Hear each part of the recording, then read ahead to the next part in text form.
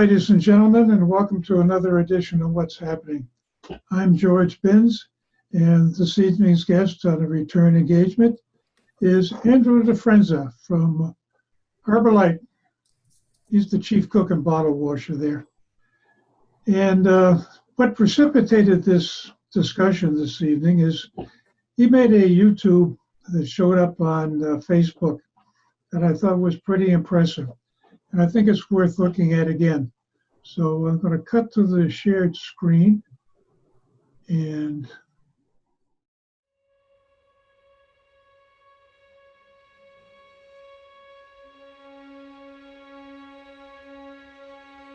one of the interesting things, I think, about this crisis that we're all in together, this multi-layered crisis, as we're thinking about issues of public health and racial segregation and what it is to make a community, In some ways, we have time at the moment to ponder this. How do we want to come out of this? How do we want to come out of this season? What kind of communities do we want to have? Do we want to have communities where our seniors are afraid and not well cared for? No. Do we want to have communities where people of color don't feel welcome or excluded after decades and decades of different kinds of structural segregation? No. Do we want to have communities where people that on the one day we depend on and we say that they are essential in their function, we need them to open grocery stores, to serve coffee through windows, to make food for us to take by delivery, and then on the next day we say they're no longer essential, but we exclude them on the basis of their humanity, on the basis of their income or their race or where they come from? No. What kind of communities do we want to make? We have an opportunity coming out of this crisis to think about who we want to be as communities. And for whatever it's worth, I could tell you what kind of communities I want to see on the North Shore, that I would hope you would want to see. Communities where our seniors who built these places can age safely and well and stay in their communities as a part of their networks. Communities where people who are pouring that coffee and that beer, cutting that grass, risking their lives to care for our children in schools, risking their lives to make sure we can buy groceries in the middle of a crisis. People who we've now have thought to ourselves, essential. The line of who is essential has broadened. Communities where we think about everybody as being essential to the wider whole. And then, thinking about what I would want to see out of a community is that person who was essential to make sure I could buy milk, that they had a place to live that was worthy of the respect that they would be due, and that they would be able to live in those communities. Our public servants, our police officers, our firefighters, our board of health workers, all of these folks who are essential. And then essential getting broader and broader. People who are opening schools and daycares, people who are working second and third shifts at nursing homes, trying to care for seniors. I would want to see communities where those people could live there, where the way we said we respected them on one day, that they are essential, that on the next day we would respect that they and their children should be able to make a home near us, should be able to be a part of that community as they already are by virtue of their essentiality, of their caring for all of us. Those are the kind of communities I would want to see. Communities where all different kinds of people could live, race, class, different kinds of jobs, making different kind of money, all of which are essential. Places where our seniors and those with disabilities could be cared for. Places that we all could be proud of together, because everybody gets to be there. And we make something better, more hopeful, more whole, together, moving into the future. And my hope is that all of us can be a part of making that, even as we're thinking about how are we going to remake and reform community? How are we going to use this crisis and this trouble as an opportunity for self-reflection and communal reflection in the building of something new and more hopeful? We're all doing this together, and we can all keep doing this together. It's a strong mission and an important time, and a time in society where we're all looking for ways to put our hand to something good and strong and be able to push forward into making more hope and more opportunity. This is a good place to do it. Your place with Harbor Light Community Partners is a good place to push, to create more hope and more opportunity for more people. So thank you for being a part of that, because you certainly are, and we're grateful for it.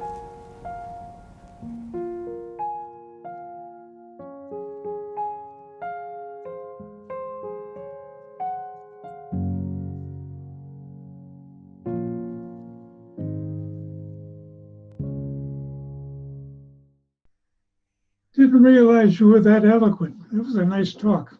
like that.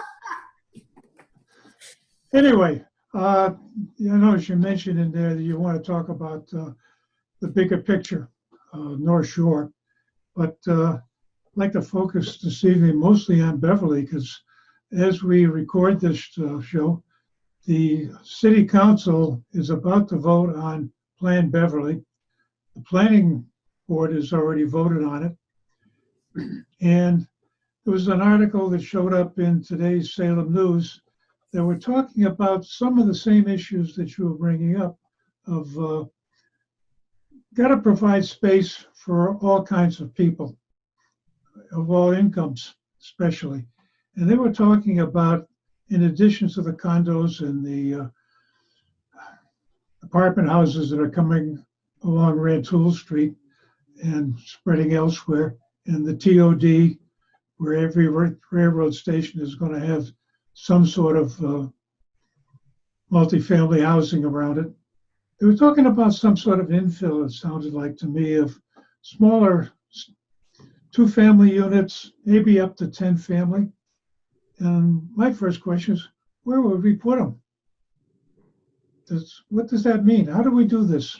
And you've played this game longer than I have.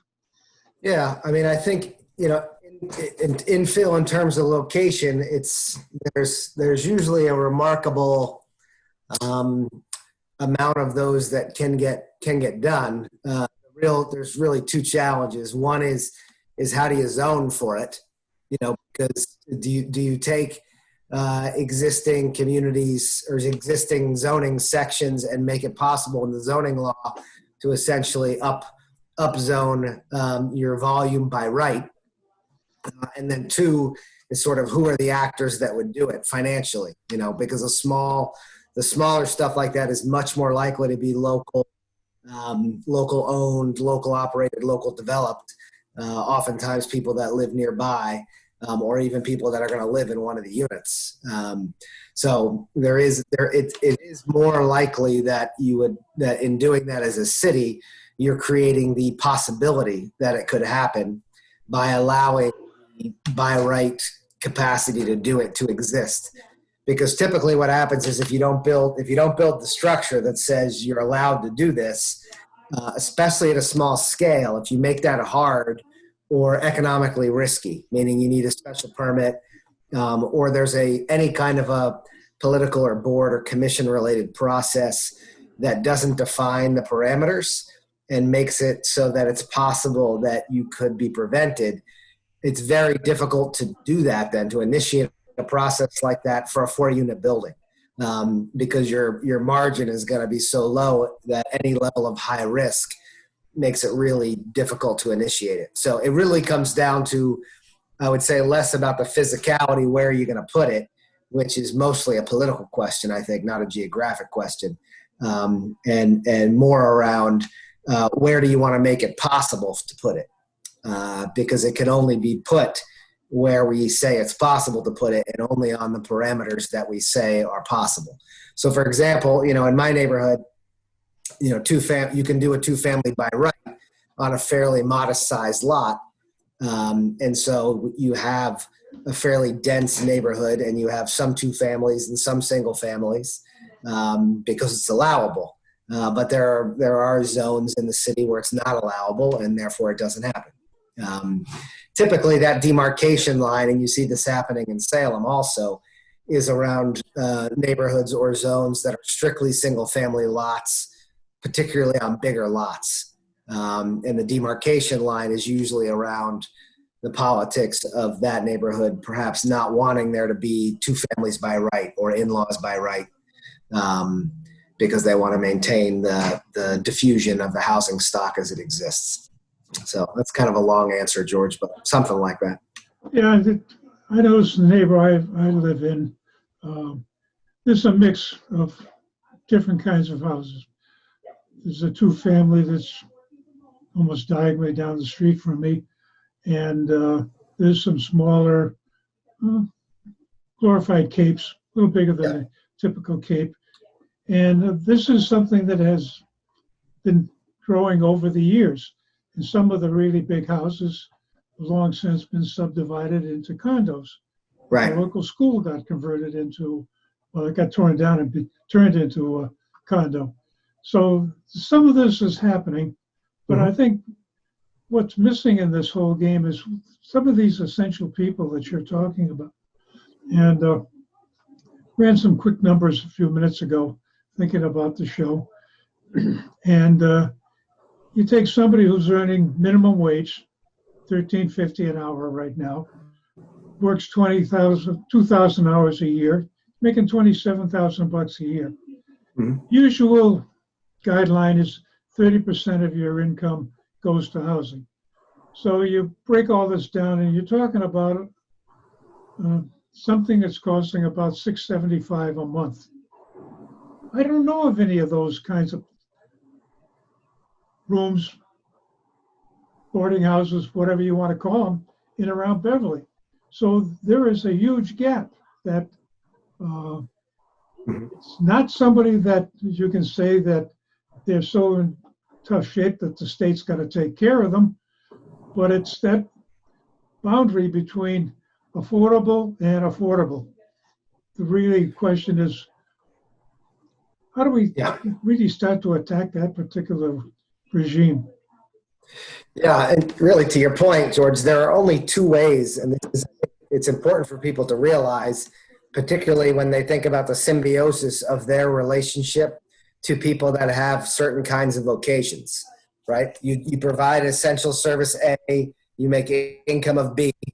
The service you provide might be broadly accessible by all kinds of people. Let's say you work in a grocery store. We're aware of that right now. You know, you might be making that kind of income that you just described. And those people essentially don't have the incomes that they're going to generate are in that category. So you want to know that the person who's touching your food and making sure they're there is safe and healthy and able to come to work safe and healthy so that you can get food to keep you safe and healthy. But the economics of that situation are really fixed, to your point. And then there's only really two ways for that to be possible. The first way is that that person is in a multi-income household. Either, to your point, there are two full-time minimum wage workers, and even then they would have a hard time affording a one-bedroom in Beverly. But that, or that you have a two-wage household and the second wage earner makes more than minimum wage. The only way essentially to achieve stable housing access as a lower wage worker is to have multiple lower wage workers per unit. Or secondarily, the possibility that that person lives in a housing unit that has some sort of affordability mechanism, meaning they compress their rent, and so that their rent is less than $675 or not to exceed $675. And we have hundreds and hundreds of those units in Beverly that make it possible, which is one of the reasons why we want to make the point that if you want to have essential workers in a community like ours and you don't have affordable housing stock, there's no way for those people to live anywhere. And therefore your access to their essential service is substantially diminished. So the relationship between a community's affordable stock and their essential workforce is incredibly overlapping and almost symbiotic. But to your larger point of how do you make enough of that or more of that, then becomes a whole different animal. To your point, affordable lowercase a, by which you mean housing people can afford at certain incomes without some sort of affordability mechanism formally, or housing affordability capital A, like we would do, that has some formal restriction to it. And at this point, making formal affordable housing like Turtle Creek or Turtle Woods or Harbor Lighthouse or the thing we're going to do by the high school is doable, but difficult and very slow. And what I think is the most worrisome, which I think is where you're really going, George, is that it is almost impossible to create new affordable small A, meaning just market developed units that can be rented at a price that somebody making not only $13.50, but say $15, $16, $20 an hour or more. The volume of units getting made at the price point that they're getting made are not close to what those people can afford, which then goes back to my original point, which is then your entire essential workforce moves more and more and more into the formal affordable housing category, because there's no way for them to afford a market rate cost for a rental unit in the city, or for that matter in surrounding cities. And one of the problems you run into with more of this subsidized housing, which is really what you're talking about, is people remember Igor Pruitt and Cabrini Green and Columbia Point, and all the things in our neighborhood, and the hackles go up very, very quickly. Yes. Good valid reason, because they weren't managed very well. Right. At one point I remember about this whole series of episodes was eventually the state decided to get out of the business of running Columbia Point and got a commercial outfit to take over and manage it. And all of a sudden, when somebody's income from a corporate level depends on running it right, things get better. And the other one that I got really impressed is I looked into Singapore. And they have a system of affordable housing that is subsidized, but your rent eventually turns into payments and you end up owning a condo. Yep. Which is another way to incentivize a better operation. Yes. Why can't we do something like that around here? Yeah, that's a great point, George. But you raised 2 points. One is sort of the what I would call the privatization of affordable housing, and the second is the ownership path. On the privatization point and the Cabrini Green point, there's a lot there, but I think the short version is that and I agree with you on this, is we created a lot of very large public housing.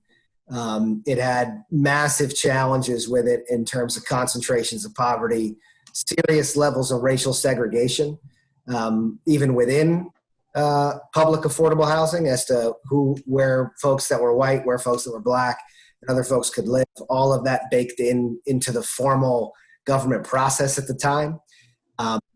And then they were not funded and or managed well at different times, to your point. So sometimes now when we'll go to build something new or permit something new, this happened in a town nearby that shall remain nameless. We were going to build a modest building, and somebody brought up Cabrini Green, at which point I suggested, boy, I want to put a picture of Cabrini Green up in my presentation, which is, of course, was massive, hundreds and hundreds of units in Chicago. So I wanted to build a 3-story building that was, 40 units. Yeah. And somebody in that community brought up Cabrini Green, and it's a dog whistle. It's a but the point is taken of yours, which is people remember it going poorly and are afraid of it. And so the good news, I think, for folks now is that really any new affordable housing that's getting made of any type is almost always privately held, either in a nonprofit or for-profit. Yeah. That's sort of good or bad or not, because we have colleagues that run really good public housing in the area. But your point is taken, and the public policy at this point is for that to get built privately. The government doesn't build units anymore, which I think not everybody knows. And so that's important to know. On the ownership side, interestingly enough, the mechanism you describe, going from a rental to an owner, is actually is mechanically possible. So the feds have a program where you can use a rental subsidy that is affiliated with you as an individual or a household. We're doing this actually right now with a household in Gloucester, a first-time buyer, single mom and a child. We developed a unit.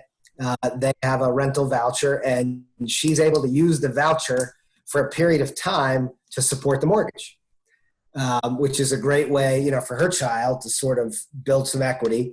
Probably that's it for that family. But those programs are not universally available, and they're usually clunky in terms of their access. Well, your question really is, why can't we? The short answer is, well, we can, but we don't have these programs available universally or equitably. And so there are limited slots. They're only available in certain locations based on the authority in that location. But it is possible, and maybe to your point, should be raised in considering whether or not it should be substantially replicated so that it would be more readily available as a mechanism. And then, of course, that rental subsidy could recycle at some point once it was no longer being used. Say that again about the recycling it.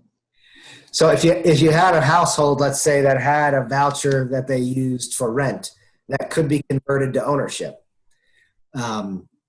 Usually the ownership feature has a limited duration, meaning, they're going to support you can use your rental voucher in part to support your mortgage for a period of time, 15 years, et cetera. So at some point, as opposed to now, where that voucher could go on and on and on, there would be a period where you would fulfill the obligation on the mortgage, and then the voucher would no longer be held by that. Oh, yeah, like you paid off the mortgage. Because you paid off the mortgage. So okay, then yeah, I got you. Yeah. Could be recycled to somebody else. Whereas now that's all pretty well fixed. Like you can't, at the federal level, you really can't get a rental voucher now unless somebody turns one in. Either they've passed away or they're ineligible anymore. They make new ones at this juncture.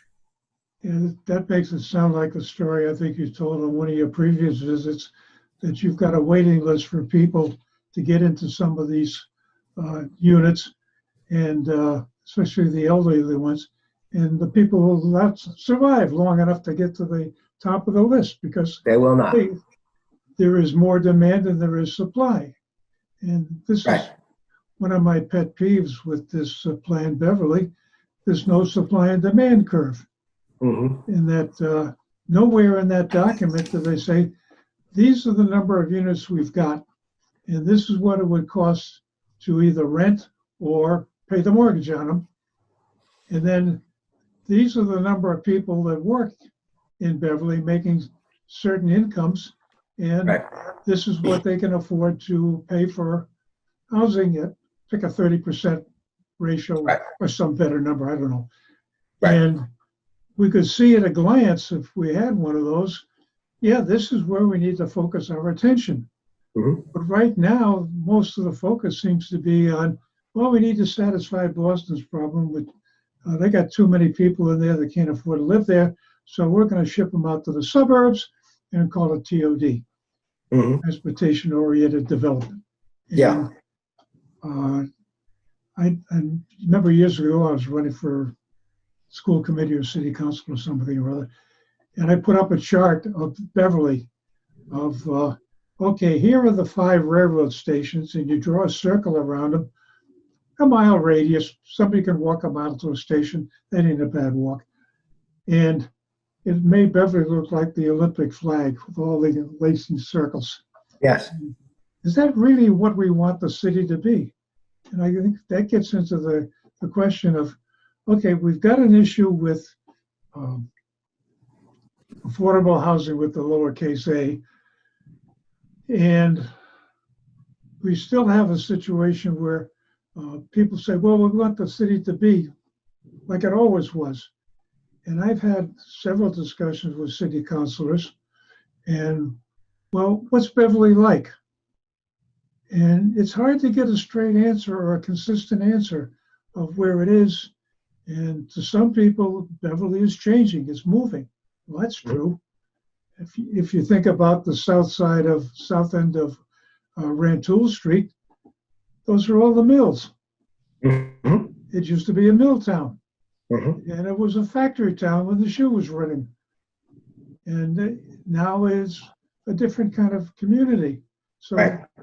We're still in this predicament that, yeah, there are people here that make it a vibrant community. They're not making much money.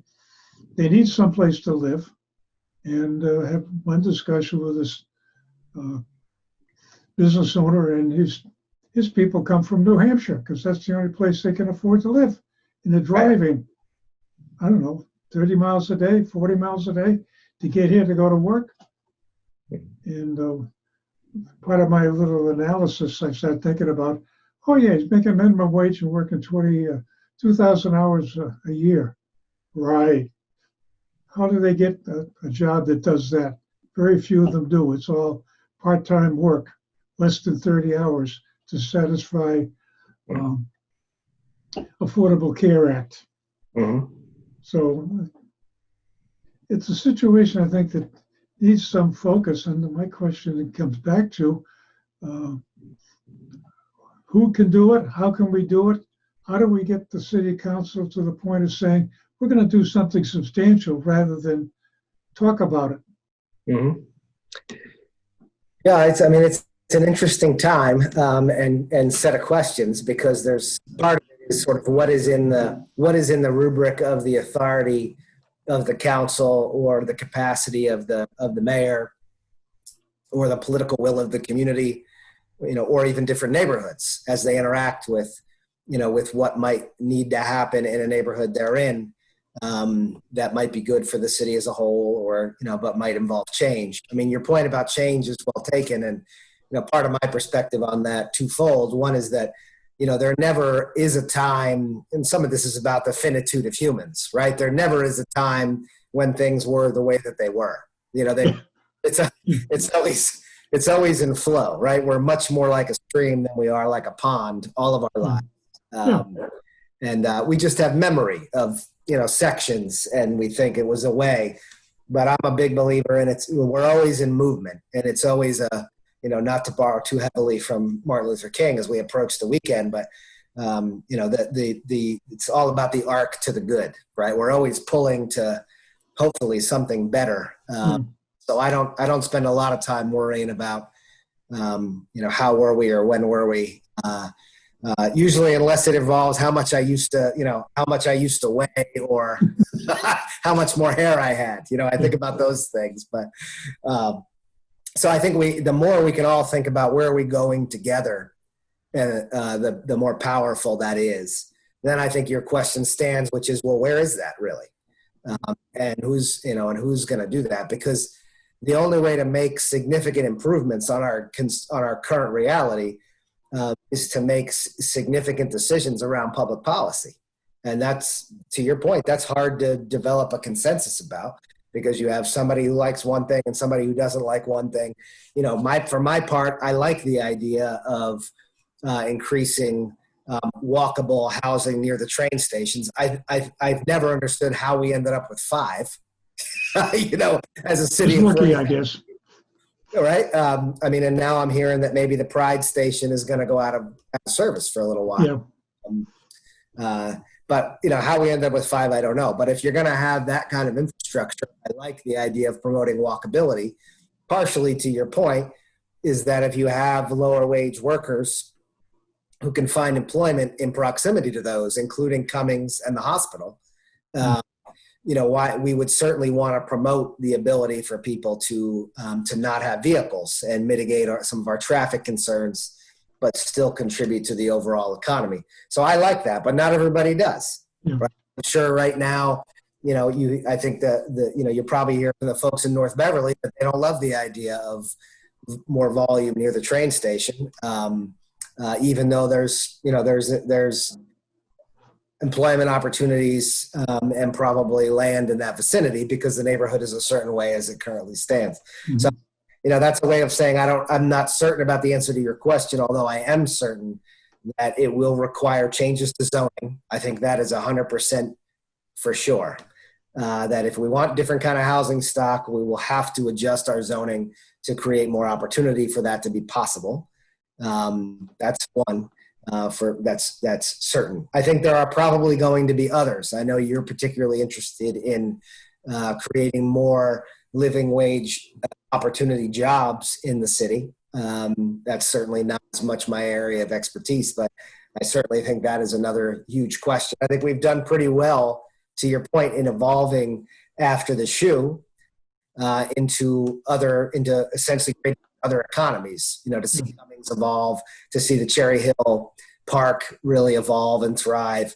And we ended up with these different sorts of businesses that we didn't expect, but those are certain kinds of employees, different office workers, higher tech workers, biotech workers, education, healthcare. So I think we are going to have to do something to continue to draw those types of jobs. And I'm with you entirely on, we need to continue to match as we aspire the types of housing stock we create largely via the housing we will allow through zoning, and the kinds of jobs that our economy is generating. right? Those two things have to continue to move together. Otherwise, if you have only jobs that are for a certain kind of people and you either don't have the housing stock for them or you have it for somebody else, you have a mismatch. I think what we don't want to become is strictly a bedroom community to Boston, right? We haven't been that for, that's not been our DNA, even as a small city, because of the shoe and things that went before it. We were a community where people worked and were able to live. Yeah. The more of that we can do, this is, categorically, I'm not objective. My preference would be that we continue to pull in that direction. That's what I'd want to see, with still the ability of people to travel up and down the train line to work, which then raises other questions around how we handle transit, including, the potential for high-speed rail within the district. If we want people to be able to move around and maybe they're going to Gloucester to work at Varian or something like, or they're going down, down the line quickly to one of the other neighboring cities. Yeah. So Well, that's sort of believe it or not, Andrew, we've had a lot of fun for our half hour, and we're running out of time. Okay. So we could probably go on for quite some time. This is a real issue that is the disparity between what's a good idea and how do you make it happen. And how do you make it happen? And that's what it comes down to. And how do we convince people that, yeah, you got to change the zoning to make it happen. And it's got to be this way. And when you build up around the train station, it's got to be a kind of build out process that all sorts of people can take advantage of, not Right. just the elite from Boston that can't afford to live there. Totally agree. Elite. I guess there's sort of a second layer of elite. Yeah. Anyway, Andrew, thank you very much. Appreciate you joining us, and we'll have to do this again. And there's more to say and more to discuss.